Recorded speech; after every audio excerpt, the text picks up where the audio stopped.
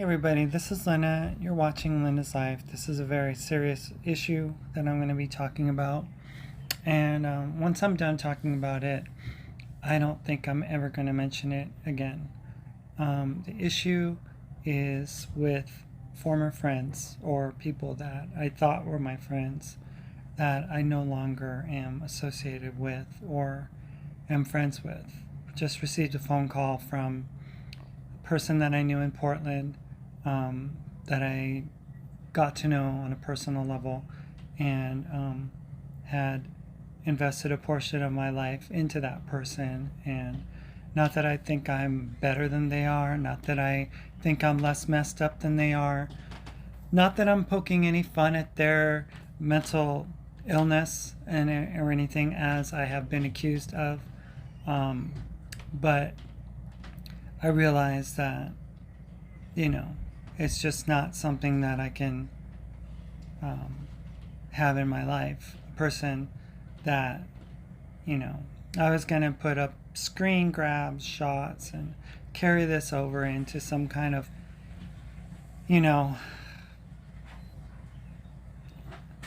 big old drawn out thing. But listen, Portlander, person across the lake, all of you, I know that we don't see eye to eye. I accept that you are not my friends.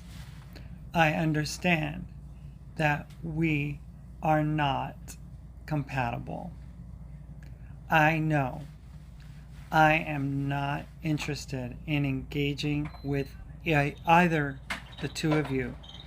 I know that you are both in communication with each other, and you have strategically worked together to get Mark to have a problem with his channel and also with everything else that you troll. So I'm saying I don't want to deal with any of you. None.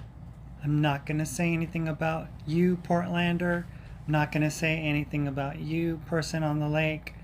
I'm not going to say anything. All I want is for you two to just go away and leave Mark and I alone. And if you will not do that, then we will not be able to move forward. It takes a team. And although we are not on the same team, obviously, we can agree that we should not communicate with each other, because toxicity is what we are to each other. So, regardless of however you feel, if you would please not mention us in the third person, in the fourth person, or fifth person, or whatever person. I know that's not a problem for the anonymous person across the lake, because they're scared of their own shadow and they don't like to have their name or their person mentioned on YouTube. But they are quick to find every way to troll my husband, and have been for several, if not over, almost 2 decades. So I don't know what the deal is with that. And the person in Portland, look, you make a phone call here, you use your conversation in order to just paint a picture of you being the victim, of you being the one with all these disorders and things that, are being made fun of, and no one's making fun of you, just saying that you are not fit for us to converse with. And quite honestly, just don't want anything to do with you. Nothing. And the best way to do that is if we don't talk about you, you don't talk about us. That's how it works. You can't just expect someone to just show up on your channel and then you can show up. You have permission to look at our videos, but we don't have permission to look at yours? How does that work? How is that fair? It's not fair. So please, Just leave us alone, and a promise to God, we'll leave you alone. Like prior to this, you know, we make a comment because guess what? You mentioned us. No one said anything prior to that. Think about it. Who's stalking who? I don't care what your channel is about. I don't care to watch it. I don't care about any of it. I just want you to leave us alone and go away. That's it.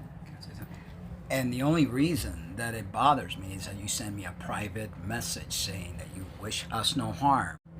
And the only reason that I cared is because you wrote an email saying that you were not going to mention us anymore, that you were going to let bygones be bygones. And I responded to be well, because I don't wish anyone any ill harm. But yet you go and break that promise and start mentioning us again, which is a cycle you constantly do. You say you were not going to talk about me. 2 days later, you talked about me. That's how it's been going for 3 years. And you talk about emotional distress. Your stuff has put a lot of emotional distress on me because you kept trolling my channel. You kept making videos, making fun of me. I never did that. You know all the videos you had that you made fun of me? How about that there? Oh, not just that. All the screen grabs that I got of like you from them where they would say, oh, look, I did this thing on like some kind of app and stuff, and they came across as male all the time. If they're a male, Lynna, they're a male. And it's like, and then all these little memes that you and the person across the lake would send each other. It's like little games that adolescents play. It's really pathetic. I never did a meme of my husband. Never. I never did it. And I was like, oh my gosh, okay, so you put alien pictures together with my ex and making fun of me all the time. All the time. Just all joking around, thinking it's a game. So you think that you didn't cause emotional distress? Tons of it. Okay? I took the high road and I never mentioned you by name. But you mentioned me by name. You've made videos specifically about me. Your entire channel was all about me. So, come on now. And you across the lake, shame on you for the things that you've done.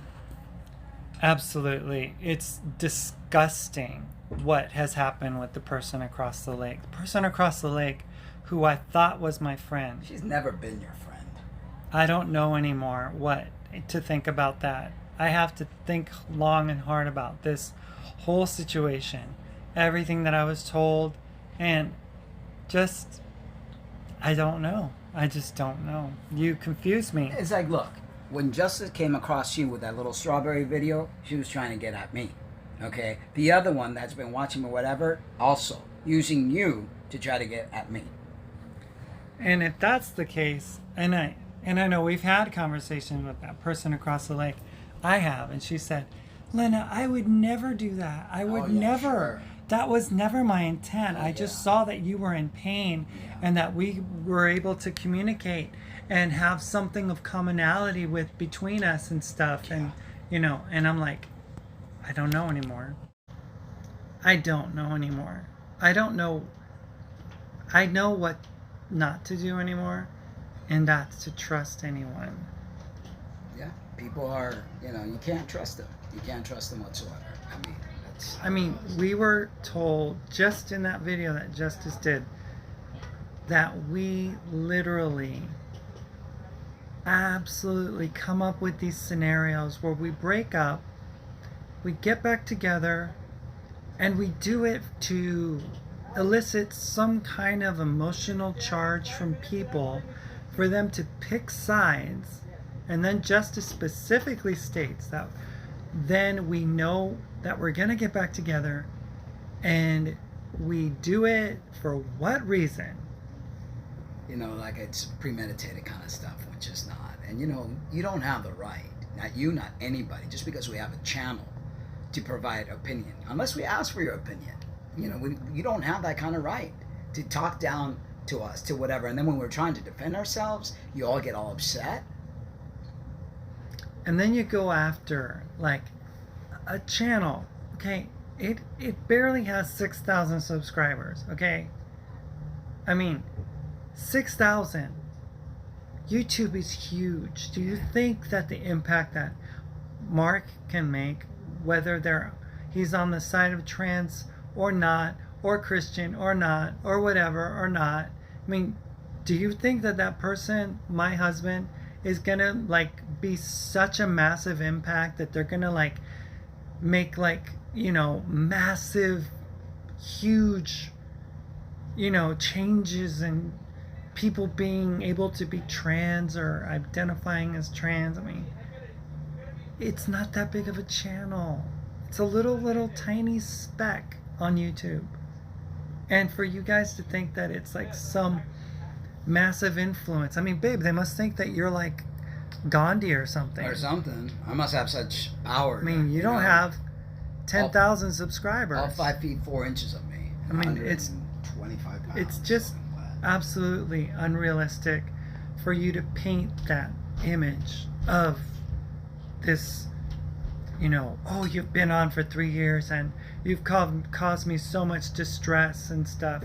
Maybe your distress is caused by your own problems that you're dealing with. And I'm just helping you reflect and see the problems that you have. So you should be thanking me. Well, they're going to call that something else, but, you know, we all know that everything is spun around. The gaslighter's always the gaslighted. You know, that's just how it works. But it's like I get this phone call on my personal number, and Justice says that they want to say something and they want to be heard. And then we're quiet, we let them talk. And then when it comes to us talking, all we can hear is, but Mark, but Mark, but Mark, but Mark. It's like, so you give us we give you the courtesy, give you the platform to speak. And then when we want to be able to speak, you don't give us the courtesy. See, it doesn't work that way, Justice. It doesn't work that way. She doesn't get to watch our channel. You can't just watch our channel and tell us not to watch yours. It doesn't work that way. How is that fair? How does that make any sense? In their warped mind, it does, I guess. You know? Oh, now you're going to be picking on them because we said warped mind. Well, what other mind would do that? You know? I don't know. I just know that I was greatly affected on Saturday, the day after I left, or a couple days after I left Portland. I paid for Justice her dinner every night I stayed there. I paid for a mattress that I slept on. I didn't want to get a cheap mattress. I wanted to get one that worked for them because I knew they like to go camping. So I specifically went out of my way. And my videos, like, I have screen grabs of conversations and saying, I don't want to be a burden. And what does Justice do on that Saturday? Says that I was like taking advantage of her, that I was taking advantage of being in the Portland area, that I wanted to make money over there, so I just like stayed there for free and became like some kind of freeloader. Lies on top of lies on top of lies.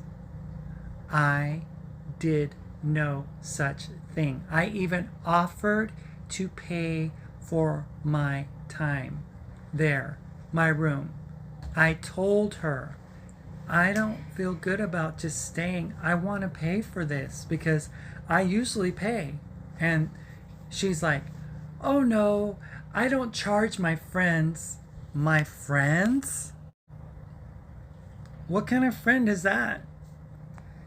I find there are very few people in the world that are actually friends. They don't know how to be friends. They're there because of something. There's an ulterior motive, and especially people that you meet online. You know, people that have like found you through my channel through my life, and then they just kind of like want to be part of it. That's Well, let me talk about the person across the lake. I mean, I had a conversation with this person. I felt so bad about what happened, right? I'm thinking, oh, I need to repair this relationship, this friendship that went sour. And I blamed you. I blamed you for it. of course. So I don't know where I'm going at the time when I left Apache Junction.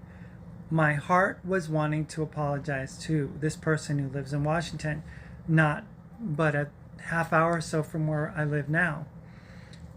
And I made contact with her, and we have a conversation, and everything that I said, that she said about you, she said you were saying about me.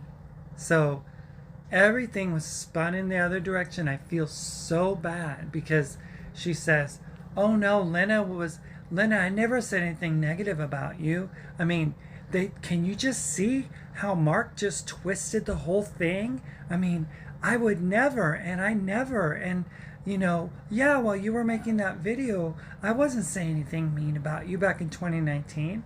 And I was like, oh my God. So I was like getting all pissed off at Mark again, right? Because I'm thinking, you, like, oh my gosh, I can't believe that you set this up. You called me, this, that, or the other, and you say that my friend from across the lake, or my enemy from across the lake now, you say that, she said this, and I'm just like, who do you believe? And then I'm in a conversation with Mark just a couple days ago, and I said, you know what? This is what she said that you said. And it's like this back and forth thing, right? And you go, how would I know? How would I know certain things? I mean, you said that I met like this Mexican family, when in reality, you never even were introduced to them. But all of a sudden, the Mexican family thinks that you're a dark entity and that you're not someone, oh, that person with tattoos, and, that you were like some, lowlife or something that they thought. So things get all twisted, and in my brain, I'm like, oh, thank you, lady from across the lake. Thank you for being in my life. Thank you for helping me. And, and they're like, Lynna, I've always been there for you. Lynna, I've always cared about you. Lynna, I'll always be there for you. And it's like, I'm the one who's always seen you. I'm the one who's always been there for you to support you. And I remember the first time that we met I met the lady across the lake. We were in the car, and she talked about taking care of you during your breast augmentation, and I was mentioning about all the stuff that I've done for you, blah blah blah. She goes, "What am I, chopped liver?" I'm like, "Lady, it got really awkward. You can't even compare yourself. I was married to this person. I was there from word go. Yeah, there's like this really weird thing in their head. I mean, I'm just like, baya. I just don't understand it, and they are absolutely like obsessed. And I want to say Mark. This will be the last video we make and talk about these two individuals. It's like we need the reason we've had so many issues between the Christianity, between all the trolls in our channel, is like enough is enough. But see, the thing is that there are people who are like, they get into your life and they're not like people that you ever meet. But these are two individuals that I've met face to face. I've spent time with them.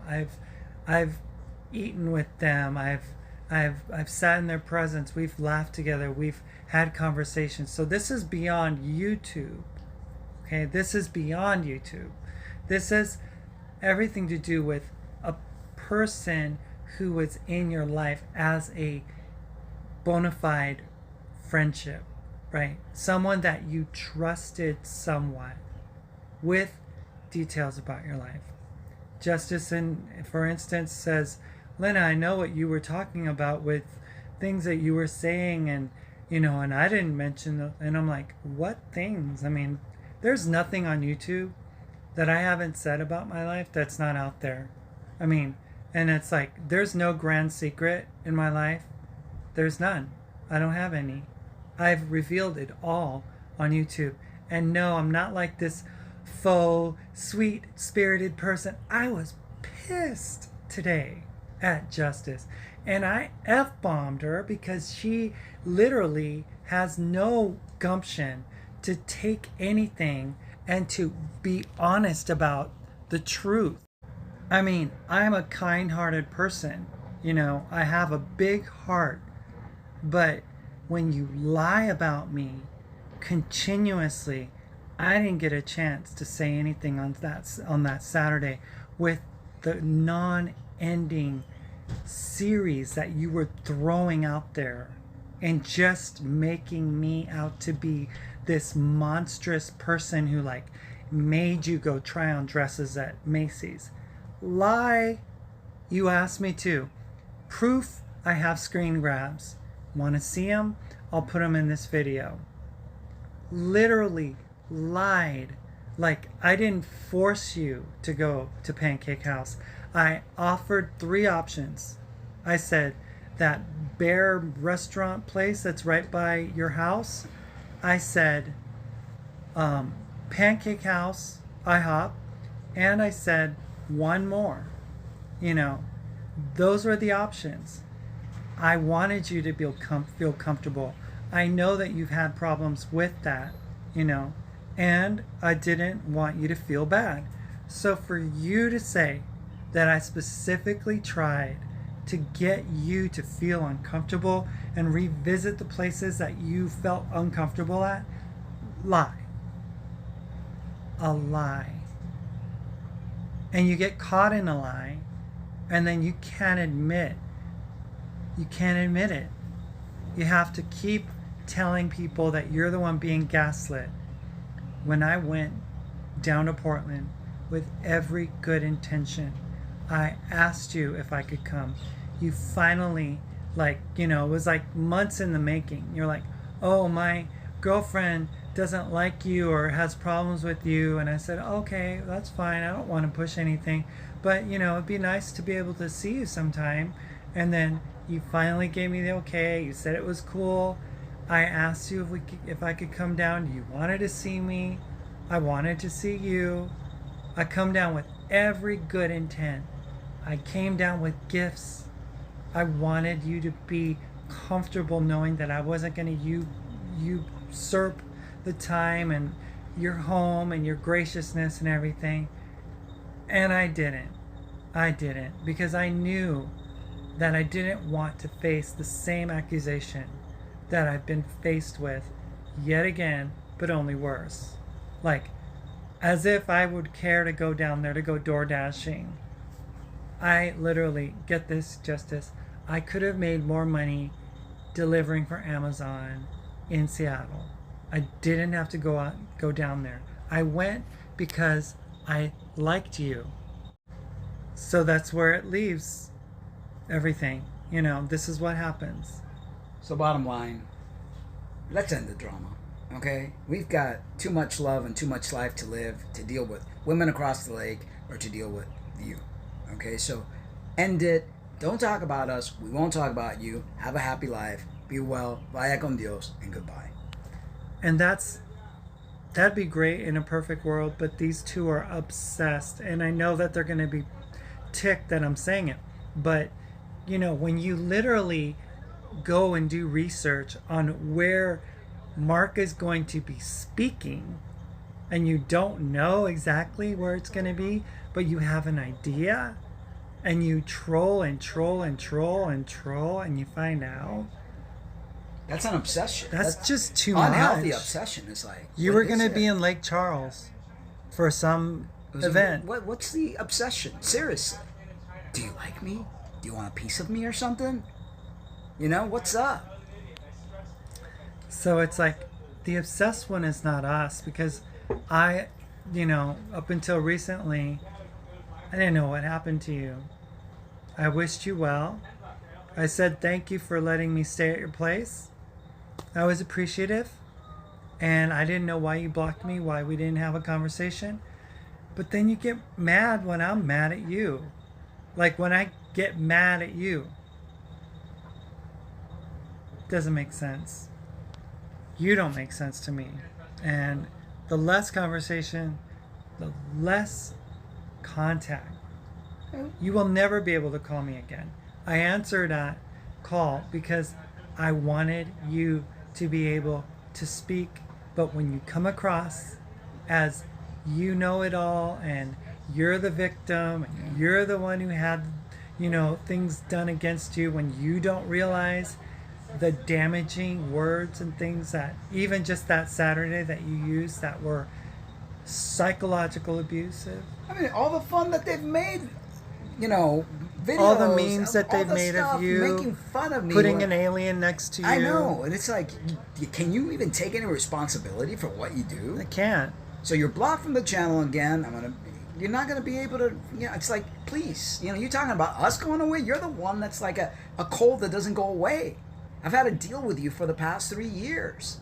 Go make videos about your lousy life and leave us alone. Oh, now you're gonna say that I have a lousy life. Yeah, well, she says a lot of shit. Whatever. Okay, just stop it. Stop it. All right, you guys. So I'm just gonna put this little addendum to the video that I just made, but I wanted to kind of go through some of the texts that I received and stuff, and they will be anonymous and remain nameless, but go by first names or whatever, but nothing else. So the first one we got is from Justice, and it says it's dated 2 days ago on the 2nd at 11:40 in the morning. Hi, hope you two are well. Notice that people are trolling a lot and saying cruel stuff. Just so you know, I've not been trolling, and that's a lie, and have accepted your apology for stuff, and I apologize for being cruel in return. I just wanted to make it clear that I only wish the best for you guys, and hope you understand I have no ill will. Yes, it's true I was hurt by Lynna, and I have come to peace with the fact that her and I are just not compatible, but I hold no ill will towards her either. I do appreciate you opening me up to God again. Thanks, Mark. Take care of yourself and try not to let people bring you down. Justice. P.S. I tried to privately message this, but I wasn't sure if I was blocked. Just want to keep this private and not create more drama on social media. Take care, Justice.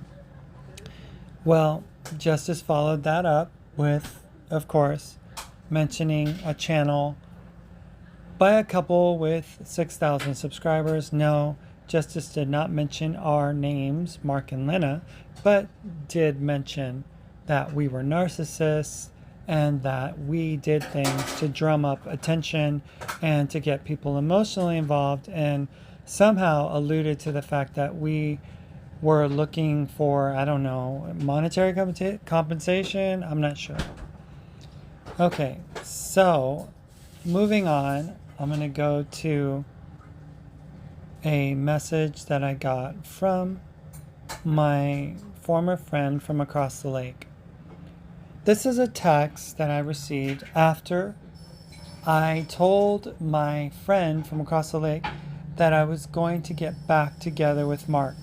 She sends me this video. It's called She Used to Be Mine by Sarah Bareilles.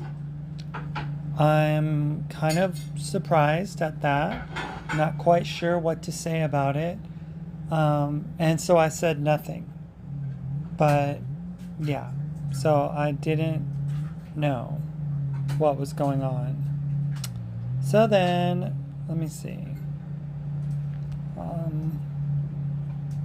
Going back to situation with my friend from across the lake. I had a problem with my car. We were in communication, and she had gotten wind that we had been speaking to each other. So she's asking me questions like, later, what's going to happen to your transition now?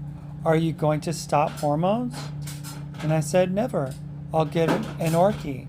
She says, Is Mark still going to be ridiculing transgender people, especially MTFs?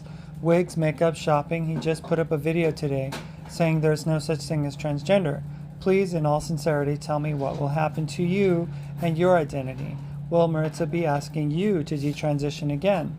I said, no way. I am me.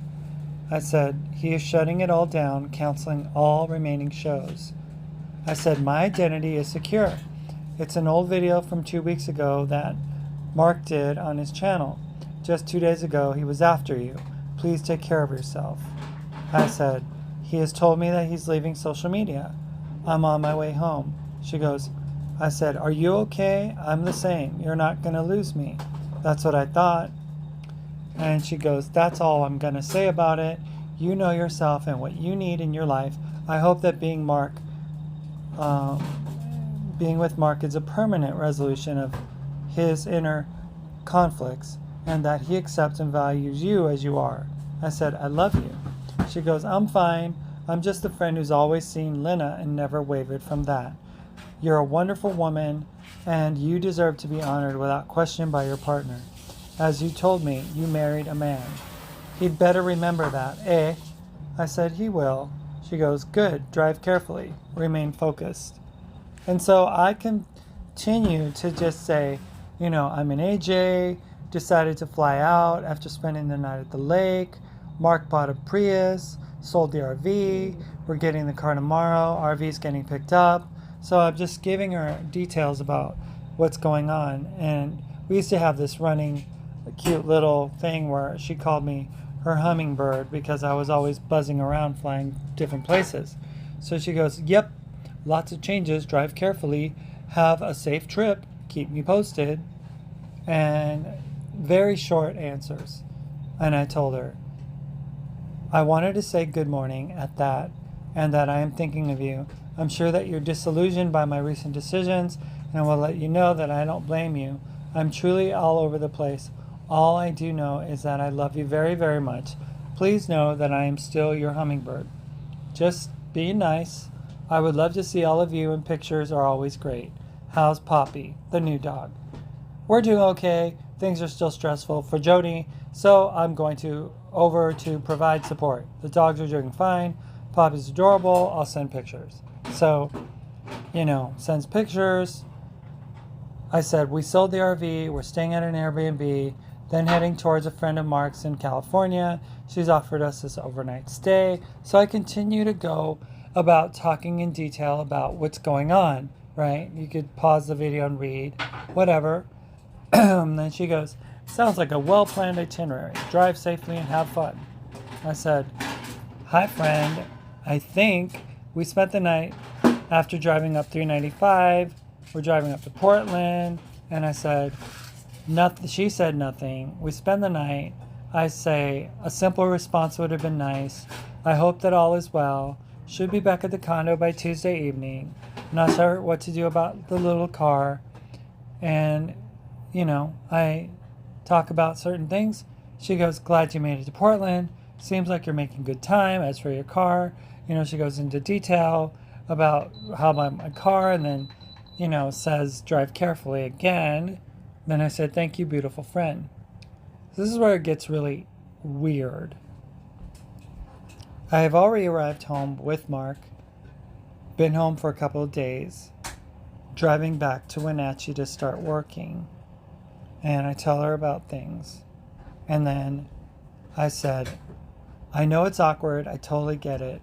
I just want to ask you to be willing to work with me. I'm not used to short, curt responses from me, but oh well. I hope that you and I are okay. Please let me know if you're not. And here's the kicker. No, I am not okay. This situation is beyond awkward. I am too stressed and tired to say more tonight. I was like, and what stress and awkwardness do you have to feel over my decisions to go back to my husband of 6 years? How is that a problem of such monumental importance for you? And so I write, okay, I will not bother you again. You have said enough in your silence. So after that, there has been no communication whatsoever. Just none. Just none. And with regards to justice, she insists on saying that I literally, what is it, lied and made her face her fears and all this stuff. And the truth of the matter is that, I did none of that. None of that. She goes, I got the okay. You can come visit and stay at my place. We should schedule something soon. This was back, well, like June 2nd, right? As you see. Awesome. Thank you so much. I told her, hopefully schedule it soon whenever you're close. I'll look into that. Wow. I was excited. I was super excited, super thrilled. And, she writes, I want to go to Ross today. I want cute clothes like you, Lynna. I want a dress from Macy's.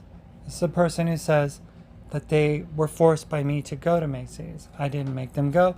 You can see clearly here that they wanted a dress from Macy's.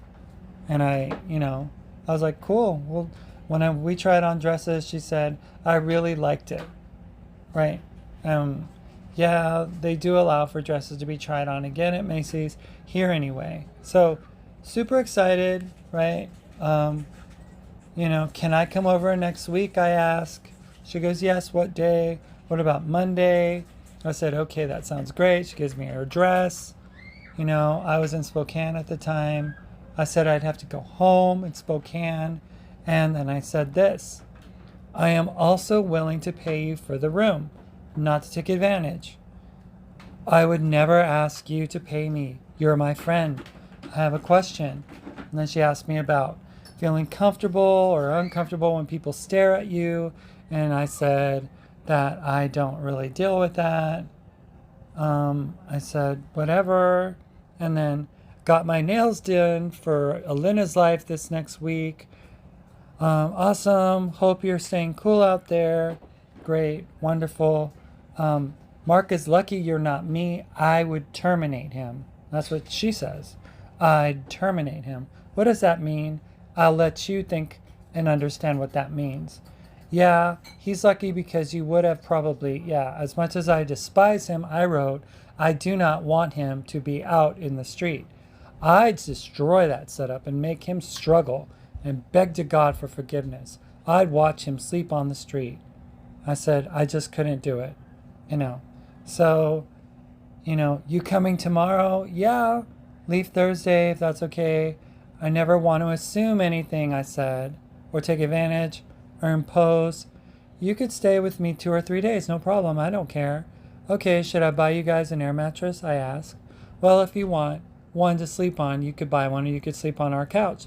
If you buy a mattress, you can sleep in my gaming room where I do my blogs. It's fun up there. I can do either of those things easily, but I think I want to buy you a mattress. I have pillows and blankets. I'll see what I can find, I said. So I'm perfectly willing to give her, she goes, if that's okay, what you want to do, it's okay. Then you have a bed here at my house.